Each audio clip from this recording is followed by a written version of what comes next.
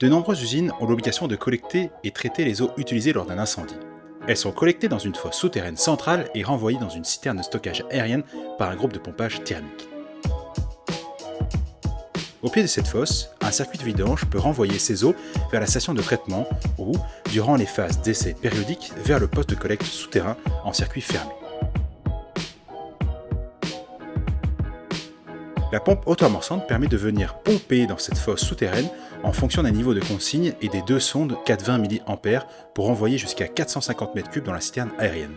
Un débitmètre permet de calculer le volume pompé et stocké. Tous ces éléments sont pilotés dans un coffret de commande intégrant un automate programmable et un écran de pilotage, permettant un double visuel des hauteurs dans la fosse.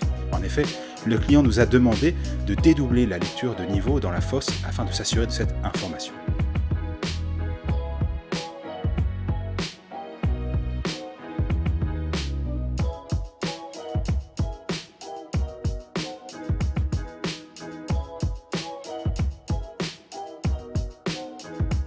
Dès la détection d'un différentiel entre ces deux lecteurs, un message d'avertissement pourra être envoyé.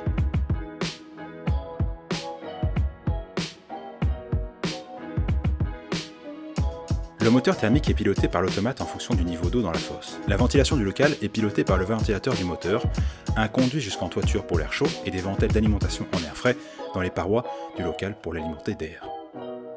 Les gaz brûlés du moteur sont extraits par un conduit jusqu'au pot d'échappement en toiture. La pompe auto-amorçante Command Group Super T8 étant hors sol, elle permet une maintenance préventive simplifiée pour le technicien en maintenance. Toute l'installation a été testée à l'atelier en conditions réelles avant livraison pour être installée sur site et réduire les temps de mise en œuvre. Une citerne de 300 litres hors sol, non visible sur cette vidéo, alimente le moteur thermique en carburant avec une sonde de niveau et un renvoi d'informations vers l'automate.